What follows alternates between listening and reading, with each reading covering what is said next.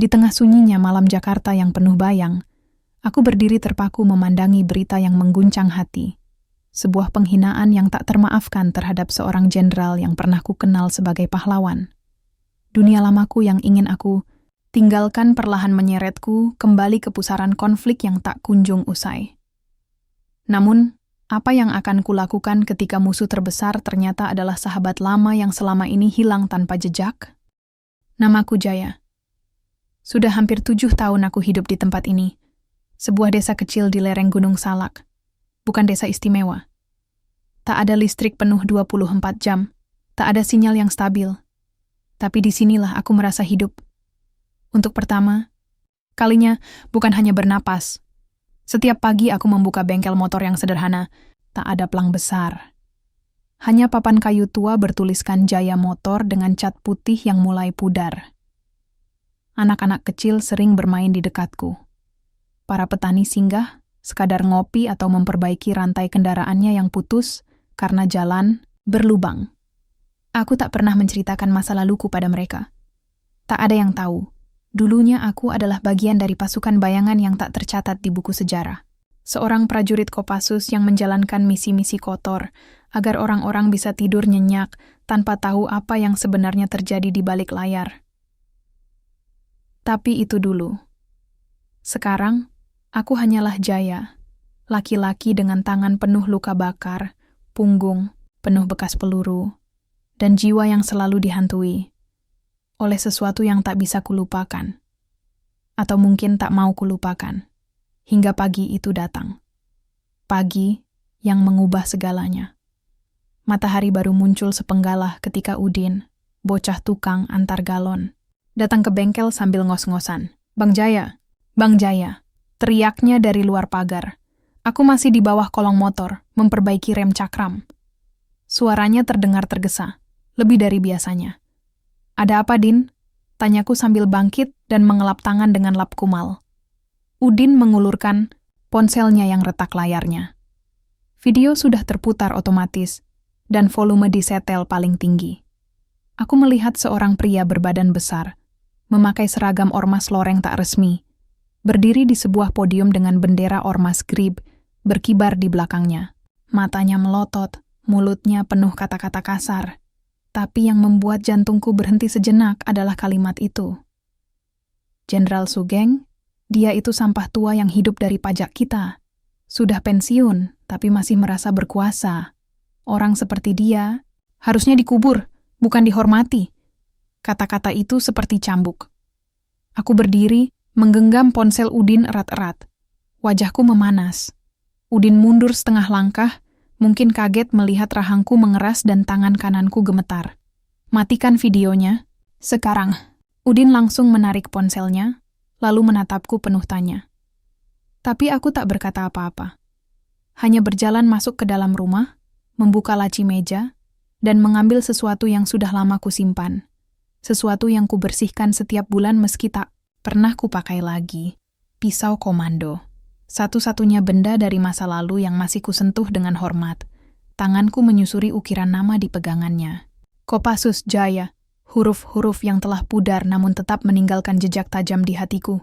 Aku duduk, menunduk lama. Lalu perlahan kupanggil kembali bagian diriku yang telah lama kupaksa tidur. Sore itu, aku menerima telepon dari nomor tak dikenal. Suara di seberangnya dalam, tegas. Penuh tekanan militer yang masih kukenal, meski sudah bertahun-tahun.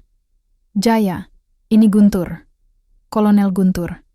Atasanku dulu. Orang yang menyelamatkan nyawaku dalam penyergapan di Ambon belasan tahun lalu. Apa kamu sudah lihat videonya? Tanyanya tanpa basa-basi. Aku mengangguk meski dia tak bisa melihat. Ya, aku butuh kamu. Ini bukan soal pribadi. Ini soal kehormatan. Sugeng bukan hanya jenderal. Dia lambang. Dan Grib baru saja meludahi lambang itu di depan mata rakyat. Aku menarik napas dalam. Kau tahu aku sudah berhenti, Jenderal. Aku tahu. Tapi engkau juga tahu. Kehormatan tak pernah pensiun. Kalimat itu mengguncangku. Aku diam. Lama. Lalu menjawab dengan suara pelan tapi pasti. Berikan aku waktu 1 hari. Aku akan naik ke Jakarta besok pagi. Malam itu aku tak bisa tidur. Kutatap langit-langit rumah bambu ini. Suara jangkrik bersahutan, angin malam membawa bau tanah basah dari hutan. Tapi tak ada yang bisa menenangkan pikiranku. Bayangan wajah Jenderal Sogeng melintas, dengan suara parau dan tangan gemetar saat memberi wejangan pada kami dulu. Tentang apa arti menjadi prajurit, tentang mati dengan nama baik, tentang hidup dengan beban kehormatan. Jaya, ingat, kehormatan kita bukan di seragam, tapi di apa yang kita pertahankan ketika semua orang memilih diam. Aku ingat betul malam itu. Di padang pasir yang sunyi, saat darah mengalir dari bahuku dan Jenderal Sogeng datang membopongku sendiri ke helikopter. Ia menolak membiarkanku mati, meski di sekitarnya masih banyak ranjau. Bagaimana bisa aku diam? Ketika orang yang menyelamatkan hidupku justru diinjak-injak dengan kata-kata. Di meja kayu, aku menuliskan surat. Untuk Ibu Kepala Desa, maaf saya tidak bisa memperbaiki motor Pak Haji minggu ini. Ada urusan mendesak di kota. Jangan khawatir, saya akan kembali. Ini bukan perpisahan, hanya perjalanan. Tertanda Jaya, keesokan paginya, aku berpakaian seperti biasa. Jaket kulit usang, celana jeans, dan sepatu bot yang masih kuat meski solnya sudah aus. Di dalam tas, hanya ada satu setel baju, pisau komando, dan satu kotak kecil yang selalu kukunci rapat. Berisi medali, surat tugas, terakhir, dan foto tim kami, termasuk seseorang yang sudah lama dianggap mati. Aku menyalakan motor trail dan meninggalkan desa, asap knalpot menari di udara pagi yang dingin. Oh, dan untuk pertama kalinya setelah bertahun-tahun, langkahku kembali terasa berat, tapi hatiku teguh. Karena aku tahu, damai yang sebenarnya bukan tempat yang sunyi, tapi tempat di mana kehormatan dijaga, meski harus dengan darah. Jakarta kota ini tak pernah benar-benar tidur. Bahkan di pagi hari, ketika matahari baru menyingkap kabut tipis, hiruk-pikuknya sudah seperti genderang perang. Motor menderu, klakson meraung, dan manusia berlari seperti tak sempat hidup. Sudah lama aku tidak ke sini. Terakhir, mungkin 10 tahun lalu, ketika aku menyelesaikan administrasi keluar dari satuan. Tapi kali ini, aku kembali bukan untuk sekadar nostalgia. Motor trailku menderu pelan saat memasuki kawasan Cijantung. Di sini, di balik pagar-pagar tinggi dan pos penjagaan, berdiri markas yang dulu kusebut rumah. Tempat kami dilatih untuk jadi bayangan. Tempat di mana rasa takut dilenyapkan, dan rasa mati dianggap biasa.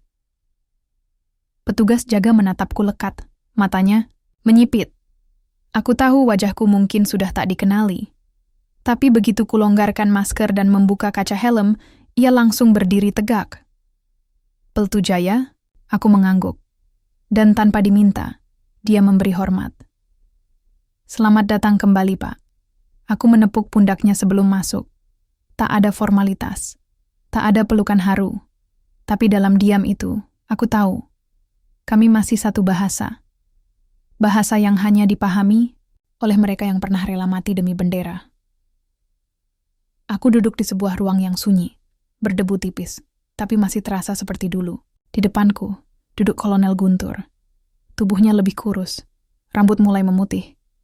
Tapi sorot matanya masih tajam, seperti mata elang yang tak pernah tidur. Kau datang, katanya singkat. Aku mengangguk. Aku tak bisa diam, Kolonel. Sogeng. Dia lebih dari sekadar jenderal. Guntur menarik napas panjang. Ia menyodorkan berkas foto-foto. Ini mereka. Ormas Grip. Bukan hanya kumpulan preman. Mereka terorganisir. Dapat pendanaan dari pihak yang belum bisa kita lacak. Tapi yang jelas, mereka bukan cuma bicara soal kekuasaan. Ada agenda besar di baliknya. Aku membuka lembar demi lembar, foto-foto hitam putih, beberapa wajah familiar dari berita kriminal. Tapi yang menarik perhatianku adalah satu foto buram di antara semuanya. Seorang pria bertopeng dalam sebuah rapat tertutup. Siapa? Dia?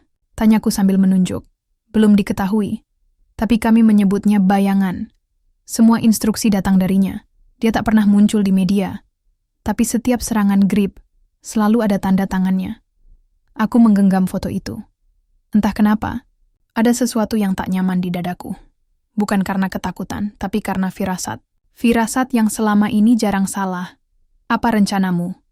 Tanyaku. Guntur menatapku tajam. Kita akan bentuk satuan bayangan. Orang-orang lama. Yang pernah kerja kotor. Yang bisa bergerak tanpa meninggalkan jejak. Kau pimpin mereka. Namanya, Satuan Hantu. Aku terdiam. Nama itu bukan main-main. Satuan Hantu adalah bentuk tidak resmi dari pasukan elit. Mereka bekerja tanpa identitas, tak terdaftar, dan bisa dibuang kapan saja jika misi gagal. Aku pernah jadi bagian dari itu, dan hampir mati karenanya. Kau yakin ini layak diperjuangkan? Tanyaku. Guntur menatap lurus ke mataku. Kalau bukan kita, siapa lagi yang akan jaga kehormatan orang-orang yang sudah tiada, mereka yang mati? Supaya orang seperti bayangan tidak pernah berani buka mulut. Aku mengangguk. Kumpulkan mereka. Kita mulai malam ini. Malam di Jakarta seperti neraka yang menyala dalam diam. Lampu jalan berkedip, udara penuh polusi. Tapi di suatu tempat di pinggiran kota, di dalam sebuah gudang tua, suara langkah-langkah kaki kembali terdengar. Ritmis, pelan, seperti hantu yang menari di bayang-bayang. 8 orang, semuanya mantan Kopassus. Semuanya pernah bersamaku dalam misi-misi gelap yang tak pernah tercatat dalam arsip negara. Wajah-wajah yang dulu bersimbah darah kini berselimut uban dan kerutan. Tapi aku tahu, satu teriakan perintah saja, dan mereka akan kembali jadi mesin perang. Jaya, masih tegak engkau? Rupanya, seru Anton, mantan penembak jitu. Suaranya berat, penuh tawa getir. Tegak karena belum mati. Balasku. Kami tertawa pendek. Lalu hening. Aku berdiri di tengah mereka. Kalian tahu kenapa kita dipanggil kembali. Ini bukan soal membela tentara. Ini soal membela nilai yang kita perjuangkan dulu. Grip sudah kelewat batas. Tapi yang kita lawan bukan preman. Mereka punya sistem, mereka punya senjata. Dan yang paling gawat, mereka punya rakyat yang kecewa. Anton mengangguk. Aku tahu rasanya. Dulu kita pun dipakai dan dibuang. Mereka hanya perlu satu alasan untuk membenci. Aku menatap mereka satu persatu. Maka dari itu, kita jangan hanya perang pakai senjata. Kita harus tahu siapa mereka dan kenapa mereka sampai bisa menghina seorang jenderal tanpa takut. Dari balik gudang, Guntur masuk membawa koper hitam. Ia melemparnya ke tengah. Koper terbuka, memperlihatkan alat komunikasi, peta-peta, dan satu bundel dokumen. Mulai malam ini Satuan Hantu aktif kembali. Tapi ingat, tidak ada pengakuan. Tidak ada dukungan resmi. Kalian bukan siapa-siapa di mata hukum. Kalau tertangkap, kalian hanya akan disebut veteran yang tersesat. Aku menarik napas dalam. Itu risiko yang sudah lama kami bayar. Sekarang, waktunya kami lunasi. Pukul 2 pagi. Aku duduk sendirian di atap gudang, menatap langit Jakarta yang gelap dan penuh lampu. Dari jauh, suara azan terdengar. Aku memejamkan mata. Di pikiranku, wajah Jenderal Sugeng muncul, bersama semua yang telah gugur.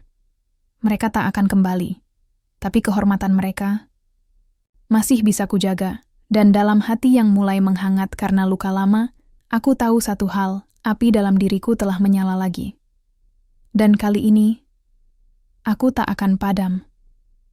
3 hari setelah pertemuan pertama kami di gudang tua, semua bergerak cepat. Setiap anggota Satuan Hantu menyebar seperti kabut. Tak terlihat, tak terdengar, tapi selalu ada di mana-mana. Mereka mengambil posisi sesuai keahlian. Anton di Jakarta Utara untuk memetakan logistik dan distribusi grip. Haris mengawasi pergerakan di media sosial. Leman menyusup ke lapak senjata ilegal di Cikarang. Sisanya termasuk aku, memburu satu nama penting. Bayangan. Tapi, siapa dia? Setiap data yang kami gali berujung buntu. Tak ada identitas. Tak ada rekaman suara yang jelas. Tak ada satupun wajah yang bisa dipastikan milik bayangan. Orang ini bukan sekadar pemimpin bayangan. Dia adalah bayangan itu sendiri. Aku mulai merasa tidak nyaman. Terlalu rapih, Terlalu cerdas dan firasat itu kembali datang. Sore itu, aku mendatangi rumah Pak Mulyono, pensiunan jenderal yang dulu satu angkatan dengan Sogeng.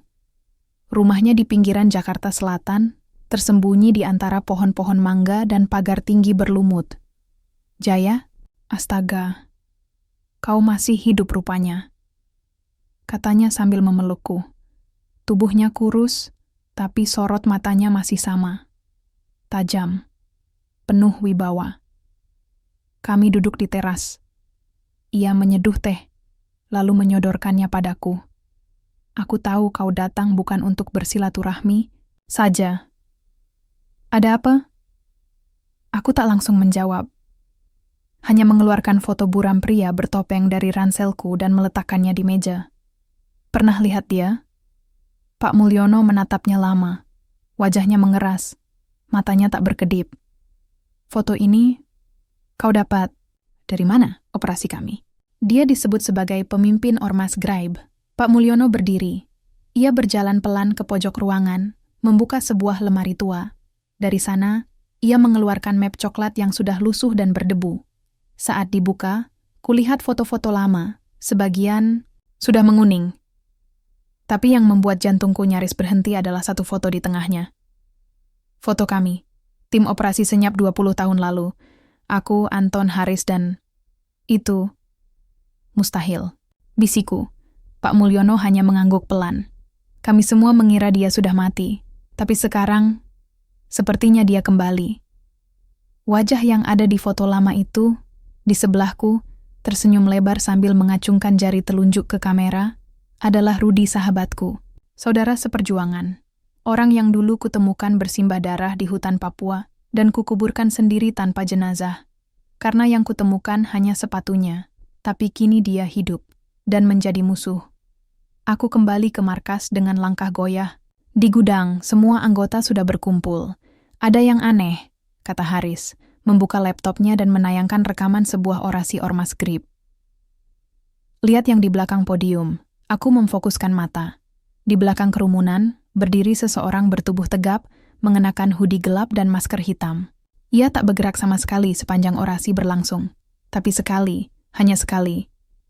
Ia melirik ke arah kamera, dan mataku langsung tahu, itu Rudi. Tak salah lagi. Dia hidup. Bisikku, semua menatapku. Diam, hening. Tak seorang pun tahu seberapa dalam luka ini, karena Rudi bukan hanya sahabat. Dia seperti bayanganku sendiri. Kami pernah tidur dalam lumpur yang sama, menyaksikan kawan meledak di depan mata, dan berbagi roti kering di tengah baku tembak. Kau yakin itu dia? Tanya Anton. Aku mengangguk. Perlahan, berat. Ya, Rudi hidup, dan dia. Bayangan. Malam, itu aku duduk sendirian di depan markas. Rokok menyala satu-satu, hanya setengah dihisap sebelum kubuang. Kepalaku penuh pertanyaan. Apa yang membuat Rudi berubah? Apa yang ia lihat selama kami mengira dia mati? Dan kenapa dia memilih jalan ini, melawan tentara menghina jenderal? Dalam pikiranku, suara tawa Rudi dulu masih bergema. Ia suka menirukan suara atasan kami dengan gaya konyol. Suka mengumpulkan semut merah, lalu menyusupkannya ke helm senior. Tapi yang paling kuingat adalah kalimat terakhirnya sebelum misi di Papua. Kalau gue nggak balik, jangan sedih, Jay. Mungkin Tuhan nyuruh gue hidup di sisi gelap. Dan kini, aku tahu, dia benar-benar hidup di sisi gelap. Pagi harinya, kami mendapat laporan dari Leman. Gudang senjata milik Graib di Karawang akan disuplai malam ini. Jumlahnya besar. Senjata otomatis, peluru, dan granat. Rencana kami jelas. Intersepsi dibuat kami bergerak saat malam turun. Jalanan sepi, udara lembab. Di perbatasan Karawang, kami menyusup lewat jalur irigasi. Leman sudah memberi titik koordinat. Gudang kayu tua dekat sawah terbengkalai. Saat kami tiba, truk sudah masuk. Posisi siap. Tunggu aba-aba. Bisikku lewat radio. Dalam kegelapan, mataku menatap ke sekeliling. Sekilas aku merasa seperti dulu, bersembunyi, di bayangan, menanti isyarat, jantung berdetak dalam ritme peluru. 3, 2, 1. Gerak. Kami menerjang. Suara peluru pertama memecah keheningan. Teriakan. Ledakan kecil. Beberapa orang lari. Kami menahan. Melumpuhkan. Bukan membunuh. Kami bukan algojo. Sampai aku melihat seseorang melompat dari truk topeng. Hoodie. Sorot mata yang tak asing. Rudy, dia melihatku. Dan tersenyum. Bukan senyum musuh, tapi senyum lama. Senyum sahabat yang ingin bicara. Tapi sebelum aku sempat mendekat, dia menghilang ke gelap. Misi berhasil. Senjata disita. Beberapa ditangkap. Tapi Rudy lepas. Kau lihat dia? Tanya Anton. Aku mengangguk. Perlahan. Ya. Dia menatapku. Seolah tahu aku datang. Dan dia tidak melawan. Anton mengerutkan dahi. Berarti dia menginginkan sesuatu darimu. Aku mengangguk lagi. Tapi apa? Di tengah perang ini, apa yang sebenarnya ingin dia sampaikan? Dan, apakah aku siap untuk mendengarnya? Pagi itu, kabut tipis masih menyelimuti Jakarta saat aku kembali ke markas. Hujan semalam meninggalkan aroma tanah basah yang menyegarkan sekaligus membekas di kulit dan pakaian. Namun, di dalam hati, ada kegelisahan yang tidak hilang oleh udara segar. Rudy, nama itu terus berputar dalam pikiranku. Sahabat lama yang dulu kutinggalkan dalam ketidakpastian, kini muncul kembali sebagai musuh, sekaligus teka-teki terbesar dalam hidupku. Kenapa dia memilih jalan ini? Apa yang menggerakkannya untuk berseberangan dengan kami? Aku duduk di sudut ruangan kecil yang kami jadikan markas sementara. Lampu neon menggantung, berkedip pelan, menambah kesan sunyi. Di meja, tersebar dokumen dan foto-foto yang kami kumpulkan. Tapi semuanya terasa hampa tanpa jawaban yang jelas. Aku teringat masa lalu. Saat kami bertiga, aku, Rudy, dan Anton, berlatih bersama di hutan Kalimantan, menyatu dengan alam dan belajar bertahan hidup. Kami bukan hanya rekan, tapi saudara. Seringkali, saat malam tiba, kami berbagi cerita tentang mimpi dan harapan. Rudy selalu bicara tentang perubahan, tentang keadilan yang belum dia rasakan. Aku ingin suatu hari, kita bukan cuma jadi alat negara, katanya. Aku ingin orang-orang seperti kita bisa berjuang buat rakyat kecil yang sering dilupakan. Aku mengangguk waktu itu, menganggap itu hanya angan-angan muda. Tapi sekarang, kata-katanya bergaung nyata dalam ingatan. Tiba-tiba, ponselku bergetar. Pesan dari Haris. Ada kontak baru. Informan menyebut nama Rudy dipakai di sebuah pertemuan rahasia di daerah Bekasi. Waktunya malam ini. Aku menatap layar, ponsel, kemudian mengangkat kepala ke arah Anton dan Haris yang sedang berdiskusi di sudut ruangan. Kita harus ke sana. Ini kesempatan untuk bicara langsung, kataku. Anton mengangguk, tapi raut wajahnya serius. Kalau ini jebakan, kita siap. Tapi aku setuju. Kita butuh jawaban, bukan lagi bayangan dan asumsi. Malam itu, kami berkumpul. Persiapan dilakukan dengan cepat namun rapi. Semua alat komunikasi dan senjata disiapkan. Tapi aku tahu, kali ini bukan soal pertempuran. Ini soal mencari kebenaran. Pertemuan itu diadakan di sebuah gudang tua di pinggiran Bekasi. Lampu redup dan bau minyak tanah menusuk hidung.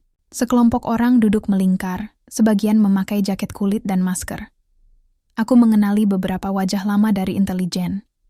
Namun, di antara mereka, satu sosok yang tidak pernah kusangka, Rudy. Matanya menatapku, namun tanpa ekspresi marah, seolah ia sudah siap menghadapi segalanya. Aku melangkah maju, suara langkahku bergema dalam keheningan. Rudy, suaraku terdengar tegas namun hati-hati. Kenapa kau melakukan semua ini? Menghina jenderal, melawan negara. Apa yang kau cari? Rudy tersenyum tipis, kemudian menghela napas panjang. Kau tahu, Jay, dunia ini tidak hitam dan putih. Banyak orang yang terluka, tapi suaranya tenggelam oleh kebisingan kekuasaan. Aku tak pernah bermaksud menghina jenderal. Itu hanya cara untuk membangunkan mereka yang lupa akan penderitaan rakyat. Aku mengernyit. Jadi kau bertarung bukan untuk menghancurkan negara, tapi untuk membangun kembali dari dalam? Benar, jawabnya. Tapi cara yang kutempuh memang keras, karena jika tak ada tekanan, siapa yang mau dengar? Aku menatapnya lama. Perasaan, campur aduk menguasai. Antara kemarahan, kebingungan, dan tak kusangka sedikit rasa hormat. Tapi kau harus tahu, jalan yang kau pilih bisa membawa kehancuran, bukan perubahan. Rudi mengangguk. Kau mungkin benar, tapi aku tak bisa mundur sekarang. Aku sudah memilih sisi ini. Malam itu, aku kembali ke markas dengan pikiran yang berat. Konflik batin mulai merayap masuk. Dunia yang dulu aku tinggalkan kini menyeruak kembali dengan cara yang lebih kompleks. Aku bertanya pada diriku sendiri, apakah aku masih prajurit yang dulu? Atau hanya bayangan dari masa lalu yang menolak pergi? Apakah aku mampu memahami dan bahkan menerima kebenaran yang berbeda dari apa yang selama ini kukira? Di kejauhan, langit mulai gelap. Petir menyambar pelan, seolah dunia juga merasakan kegelisahan yang sama. Aku menghembuskan napas panjang. Perjalanan, ini baru saja dimulai. Malam itu aku terjaga lebih lama dari biasanya. Kota Jakarta yang biasanya bising kini terasa hening.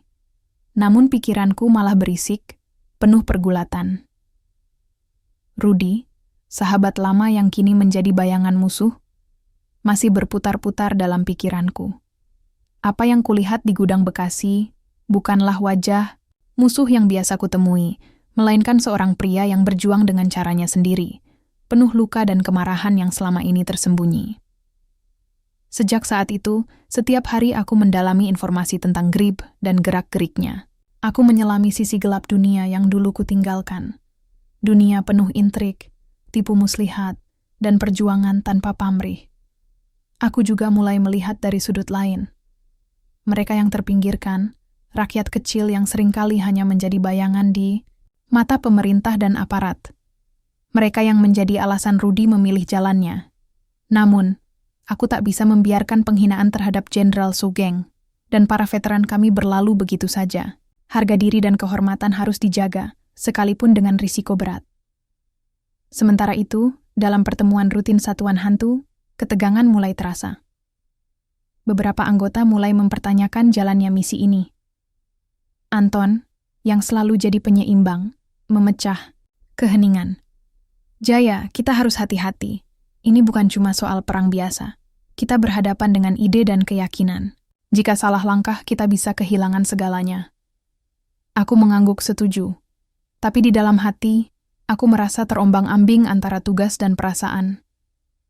Pada suatu malam, aku menerima pesan rahasia dari seseorang yang mengaku sebagai informan Grip.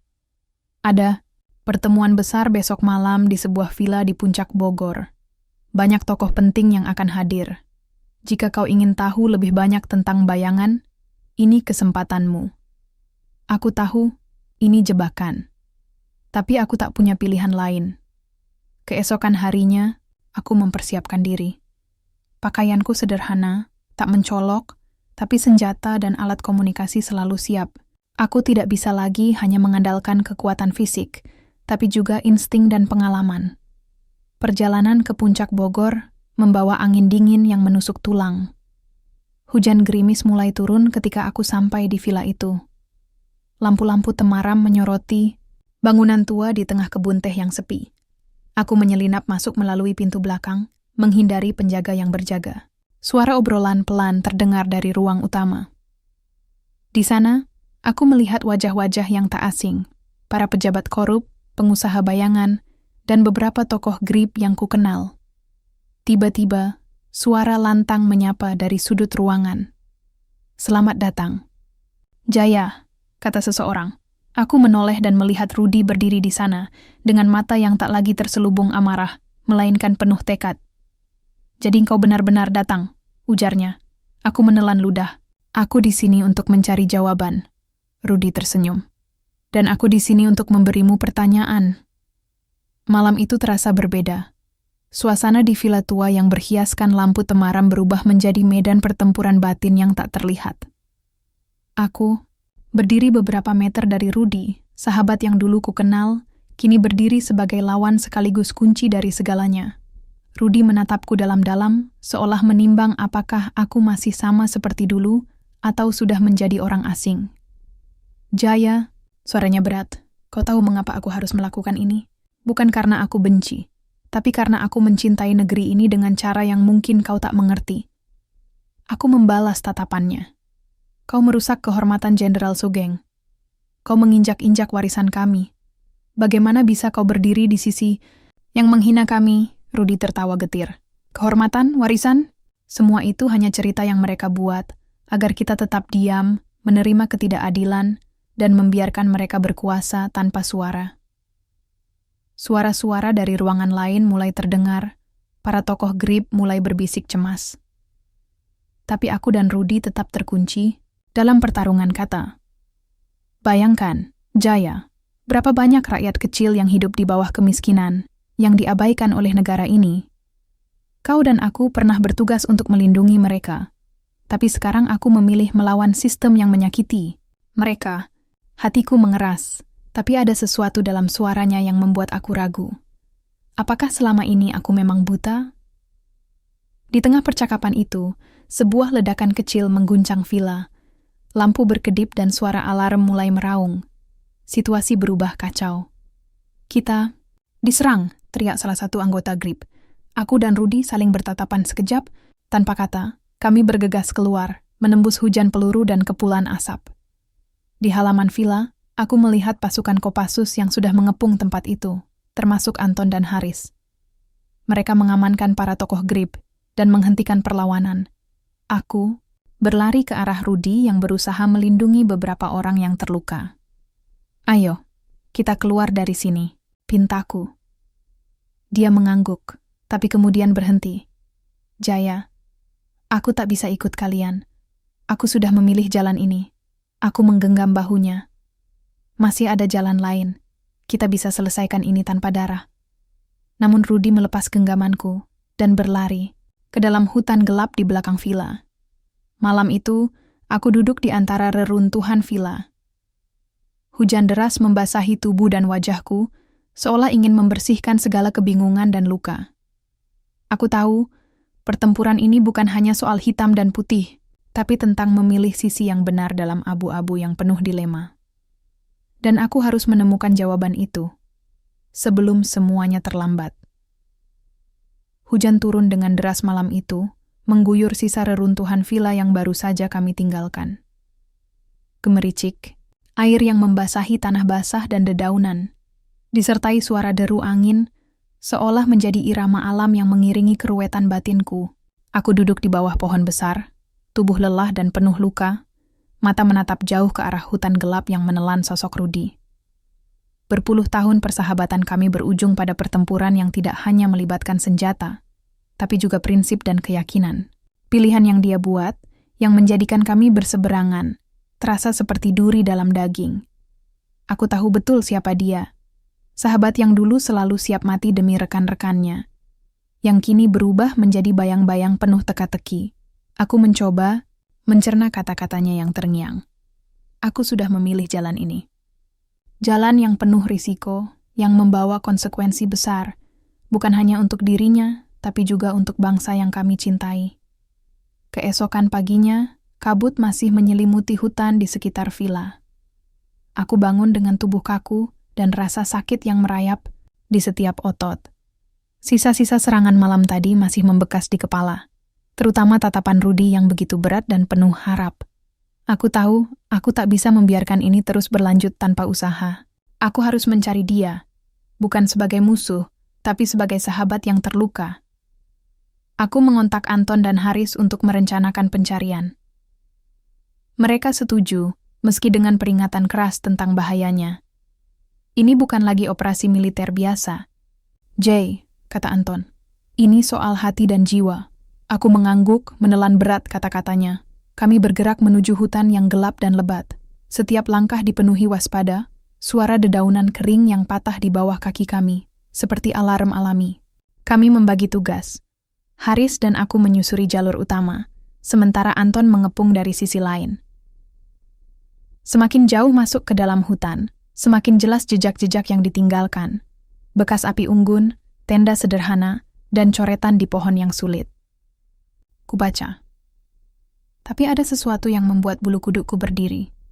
Sebuah catatan kecil yang terselip di bawah batu besar. Aku membukanya dengan hati-hati. Tulisan tangan kasar tapi terbaca. Jaya, jika kau menemukan ini, berarti aku masih hidup dan belum hilang dalam gelap. Aku ingin kau tahu, apa yang kulakukan bukan untuk membenci, tapi untuk membangkitkan kesadaran yang telah lama mati. Jika kau masih punya hati untuk mendengar, temuilah aku di tepi sungai kecil dekat Bukit Cendana malam ini. Aku menatap catatan itu lama. Suara Rudi seolah hadir di sampingku, penuh harapan dan penantian. Aku menghubungi Anton dan Haris. Kita harus ke Bukit Cendana malam ini, kataku. Ini mungkin satu-satunya kesempatan untuk bicara langsung. Saat malam tiba, kami berjalan pelan menuju sungai kecil yang disebut dalam surat. Suasana sunyi dan dingin menusuk tulang, hanya suara gemericik air dan sesekali desiran angin. Di tepi sungai, aku melihat sosok yang kurindukan. Rudi duduk di atas batu besar, memandang air yang mengalir dengan tenang. Wajahnya letih, tapi matanya tetap menyala penuh tekad. Aku melangkah mendekat perlahan. Rudi, suaraku bergetar. Aku datang. Dia menoleh, senyum tipis terukir. Di bibirnya, kau datang, jawabnya lembut. Aku sudah menunggu. Kami duduk berdua membiarkan air sungai mengalir di depan kami, membasuh segala luka dan duka. Rudi mulai bercerita tentang masa lalu yang terlupakan, tentang rasa sakit yang dia alami saat kami mengira dia mati, tentang pengkhianatan yang dia lihat, ketidakadilan yang membuatnya terpojok. Aku tahu kau marah, Jay. Aku juga marah. Tapi aku memilih jalan ini karena aku ingin melihat perubahan yang nyata, katanya pelan. Aku menatap matanya, mencari jawaban di balik kata-katanya. Rudi, kau tahu aku menghargai apa yang kau perjuangkan. Tapi jalan ini bisa membuat kita kehilangan segalanya, termasuk diri kita sendiri. Dia mengangguk pelan. Aku sadar, tapi aku tak bisa mundur sekarang. Aku harus melindungi mereka yang tak mampu bersuara. Kau masih di sisi yang sama, kan? Aku menghela napas panjang, merasakan beban yang semakin berat di pundakku. Masih, Rudi, tapi kita harus cari cara yang tidak membuat kita hancur. Percakapan kami malam itu menjadi titik balik. Aku tahu, perjalanan ini tidak akan mudah, dan bukan sekadar soal pertempuran fisik. Ini tentang menjembatani dua dunia yang dulu kami anggap berbeda, tapi sebenarnya terjalin erat dalam sebuah perjuangan bersama. Keesokan harinya, aku kembali ke markas dengan semangat baru. Semangat untuk mencari jalan damai tanpa harus mengorbankan prinsip dan persahabatan. Namun di balik harapan itu, aku tahu konflik sebenarnya baru akan mulai. Karena pilihan dan luka yang kami simpan masih belum selesai. Langit Jakarta malam itu kelam. Awan menggulung pekat seperti duka yang menumpuk di dadaku. Setelah pertemuan di tepi sungai dengan Rudi, pikiranku tak pernah tenang. Setiap detik dipenuhi kecemasan, bayangan masa depan yang tak pasti. Aku sadar, perjuangan yang kami mulai bukan lagi sekadar misi atau pertarungan biasa, melainkan sebuah badai besar yang akan mengguncang sendi-sendi kehidupan kami. Di markas, suasana tegang. Anton dan Haris menatapku dengan mata penuh pertanyaan dan kekhawatiran. Aku tahu, mereka ingin jawaban, tapi aku sendiri belum punya kepastian. Apa rencanamu sekarang, Jaya? Tanya Haris dengan suara pelan tapi tegas. Aku menatap keduanya. Aku harus bicara lagi dengan Rudi. Kita harus cari jalan agar pertarungan ini tidak berakhir dengan kehancuran. Anton mengangguk. Aku paham, tapi waktu tidak berpihak pada kita. Grip makin agresif, dan tekanan dari atasan juga makin berat. Mereka ingin tindakan cepat. Hari-hari berikutnya aku habiskan dengan mengawasi gerak-gerik Grip. Mereka semakin berani dan terorganisir. Demo-demo yang awalnya kecil, kini berubah menjadi gelombang massa yang bisa membahayakan stabilitas negara. Aku melihat wajah-wajah yang dipenuhi amarah. Sebagian dari mereka adalah orang-orang yang selama ini terabaikan dan terpinggirkan. Namun di balik itu, Ada pula kelompok-kelompok yang memanfaatkan situasi untuk keuntungan pribadi. Aku tahu Rudy berjuang keras untuk menjaga garis perjuangan tetap murni, tapi aku mulai meragukan apakah semua anak buahnya masih sejalan. Suatu malam, aku menerima pesan rahasia dari Rudy. Ada pertemuan penting besok malam di tempat lama. Kita harus bicara. Ini tentang masa depan kita semua. Kedua aku dan Anton tahu. Ini bukan pertemuan biasa. Aku merasakan beban besar menekan bahuku, tapi juga harapan samar yang menguat. Malam itu, kami tiba di sebuah gudang tua di pinggiran kota. Tempat yang pernah menjadi saksi bisu pertemuan kami sebelumnya, kini kembali menyimpan rahasia baru. Rudy sudah menunggu, tampak lebih letih, tapi matanya masih menyala penuh gairah. Kita tak punya banyak waktu, Jaya, katanya cepat. Ada faksi dalam GRAB yang mulai mengambil alih, dan mereka ingin mempercepat konfrontasi. Aku tak setuju, tapi aku kalah suara. Aku mendengarkan dengan serius. Jadi, ini lebih dari sekadar perjuangan ideologi. Ini tentang kekuasaan di dalam kelompokmu sendiri? Rudy mengangguk. Benar. Dan jika tidak segera kita hentikan, mereka akan membawa kita ke jurang perang saudara yang sebenarnya. Diskusi itu berubah menjadi rencana aksi.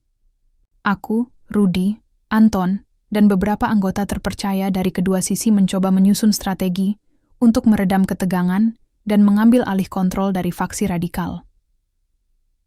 Namun, di balik itu semua, aku mulai menyadari betapa rumit dan berbahayanya permainan ini. Tidak hanya melibatkan nyawa, tapi juga prinsip dan masa depan bangsa. Beberapa hari setelah pertemuan itu, aku menerima kabar mengejutkan. Salah satu tokoh utama GRIP, yang dikenal sebagai tangan kanan Rudy tewas, dalam sebuah ledakan misterius. Kematian itu semakin memperkeruh situasi, membuat ketegangan di dalam kelompok mereka mencapai puncak. Aku tahu, ini bukan sekadar kecelakaan. Ada tangan tersembunyi yang berusaha mengacaukan segala sesuatunya. Malam itu aku berdiri di balkon markas, menatap kota yang tak pernah tidur. Cahaya lampu jalan dan suara kendaraan membaur menjadi simfoni yang indah sekaligus menakutkan. Pikiranku kacau. Di satu sisi, aku harus menjaga kehormatan dan keamanan negeri. Di sisi lain, aku harus melindungi persahabatan dan mencari keadilan yang lebih besar. Apakah aku siap menghadapi badai yang semakin mendekat? Aku menarik napas dalam, menatap langit kelam. Ini baru permulaan, gumamku. Pagi hari yang dingin menyambutku dengan kabut tipis yang menggantung di atas kota. Suasana markas terasa tegang. Setelah kejadian ledakan yang menewaskan tangan kanan Rudy, segala sesuatunya berubah drastis. Aku bisa merasakan ketegangan yang merambat di antara para prajurit dan anggota GRIP yang masih setia pada garis perjuangan Rudy. Anton memandangku dengan sorot mata penuh waspada. Ini bukan sekadar pertikaian internal. Ini perang bayangan. Ada pihak yang bermain kotor. Aku mengangguk, tapi perasaan gelisah itu terus merayapi setiap langkah. Semakin aku menyelami keadaan, semakin aku sadar bahwa medan yang kami hadapi jauh lebih rumit dari yang kubayangkan. Aku mulai mengumpulkan informasi lebih dalam tentang siapa sebenarnya yang berada di balik ledakan itu.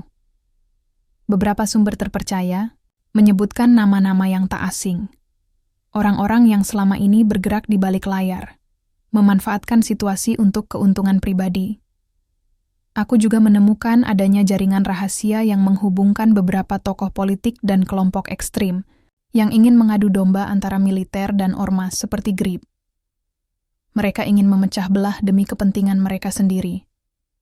Pada malam yang gelap, aku mendapat pesan dari seorang informan anonim. Jika ingin tahu siapa dalang di balik kekacauan, ini, datanglah ke gudang pelabuhan tua besok malam, tapi hati-hati, ini berbahaya. Kepada Anton dan Haris, aku berbagi informasi itu. Ini mungkin kesempatan kita untuk menguak siapa sebenarnya musuh di balik semua ini. Kami pun menyusun rencana untuk menyusup ke gudang tersebut.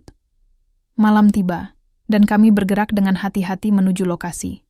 Angin laut yang dingin menyambar wajah, aroma garam mengisi udara.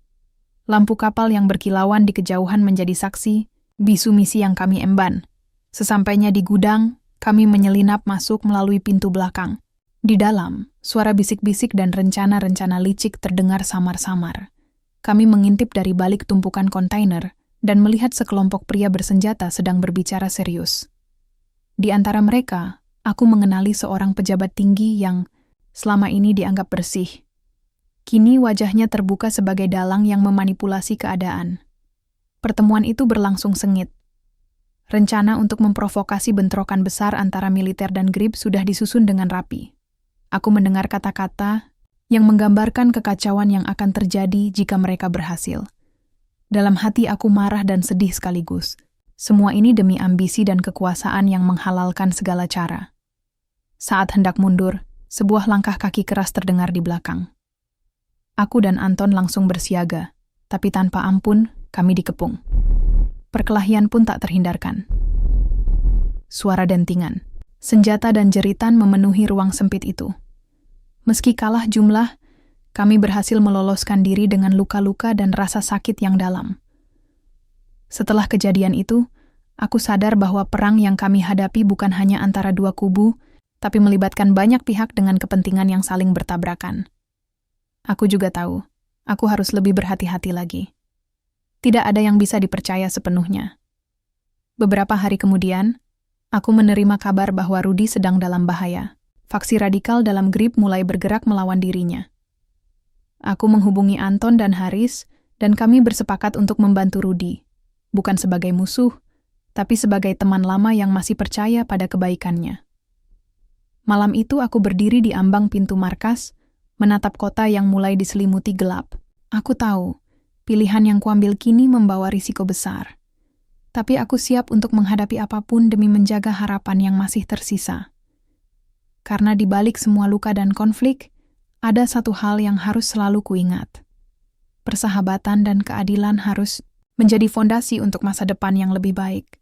Hari itu datang dengan langit yang kelabu dan angin dingin yang menusuk tulang. Semua terasa berat, seperti beban yang tak pernah hilang selama perjalanan panjang ini. Aku berdiri di depan pintu markas Kopassus, memandang wajah-wajah yang selama ini menjadi saudara sejatiku. Mereka semua menunggu jawaban, menunggu arah yang pasti. Konflik yang membelitku telah mencapai puncaknya, dan aku tahu bahwa hari ini harus menjadi titik akhir dari segala keraguan dan pertentangan yang aku alami.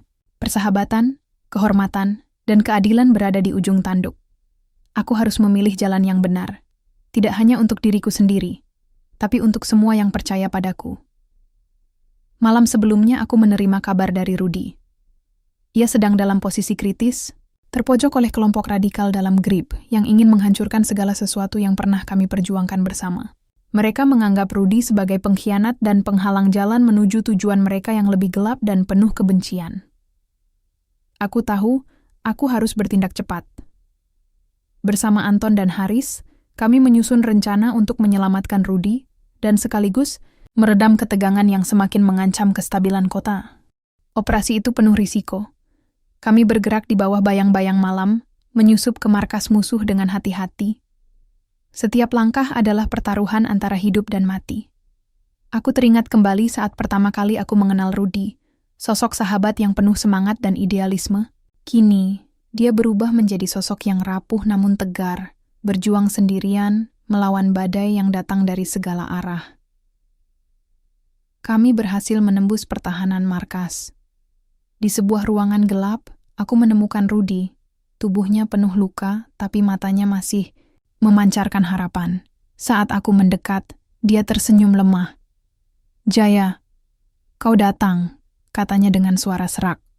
Aku membantunya berdiri, merasakan berat tubuhnya yang tak seperti dulu. "Tak akan kubiarkan kau menghadapi ini sendiri," jawabku. Saat kami berusaha keluar, terjadi bentrokan sengit. Peluru dan teriakan memenuhi udara, tapi kami bergerak cepat, saling melindungi. Anton dan Haris tampil sebagai perisai, memastikan jalan kami terbuka. Dalam hiruk-pikuk itu, aku melihat sosok yang tak asing di balik bayang-bayang. Pemimpin, kelompok radikal yang selama ini menjadi biang kerok kekacauan. Tatapannya dingin dan penuh kebencian, seperti menggambarkan jurang antara kami. Pertarungan itu adalah ujian terakhir, bukan hanya kekuatan fisik, tapi juga keberanian dan keteguhan. Akhirnya, Kami berhasil keluar dari markas dengan Rudy dalam pelukan kami. Di tempat aman, kami memberikan pertolongan pertama dan berusaha menenangkan suasana. Rudy membuka mulutnya, berkata dengan suara pelan, "Ini belum selesai, Jaya. Tapi aku percaya, bersama kita bisa mengubah keadaan."